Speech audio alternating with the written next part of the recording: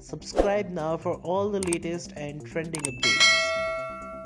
जो लोग दिल से उसको जानते हैं, मैं चाहूंगा कि उसके लिए विश करें, प्रे करें और जल्दी ही वो रिकवर हो जाएगी। राखी सावंत अस्पताल में भर्ती हैं। हमेशा की तरह जब उनके अस्पताल में भर्ती होने की खबर आई तो किसी को इस बात पर यकीन नहीं हुआ और कई तरह की बातें सामने आने लगी। लेकिन अब राखी सावंत के पूर्व पति रितेश ने इस बात की पुष्टि कर दी है कि एक्ट्रेस अस्पताल में भर्ती हैं और उनकी हालत गंभीर है।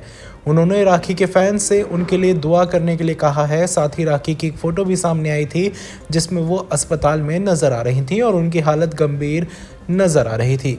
इसके बाद सोशल मीडिया पर कई तरीके के कमेंट्स आने लग गए। राखी के पूर्व पति रितेश ने राखी की तबीयत सही में ख़राब होने की पुष्टि की और मीडिया से बातचीत में कहा कि राखी ने अपनी एक ऐसी इमेज बना ली है कि लोगों को लगता है कि वो ड्रामा कर रही है। रितेश ने कहा, मैं आपसे सीधा कहूँगा कि राखी अगर क्रिटिकल में है तो क्रिटिकल में है। रितेश ने यह भी कहा कि हालत भेड़िया वाली है। जब वो सही में क्रिटिकल हुई तो किसी को यकीन नहीं हो रहा है, लेकिन ये बात सच है। रितेश ने आगे ये भी कहा कि वो जल्द ही रिकवर हो जाएंगी। इस तरह से रितेश ने इस बात को कंफर्म कर दिया है। जैसे ही राखी की बीमार वाली फोटो सामने आई थी तो सोशल मीडिया पर दो तरीके के रिएक्शन सामने आए। कई लोगों ने इसको नौटंकी बताया और कोई कह रहा था कि ये सब कैमरे के लिए किया जा रहा है, लेकिन अब सभी कयासों पर विराम लग चुका है। हालांकि राखी सावंत को किस तरह की तकलीफ हुई है इसकी ज़्यादा पुष्टि सामने नहीं आई है, लेकिन आपको बताना चाहेंगे कि इसके अलावा एक खबर में ये दावा किया गया कि हो सकता है कि राखी को कैंसर हो।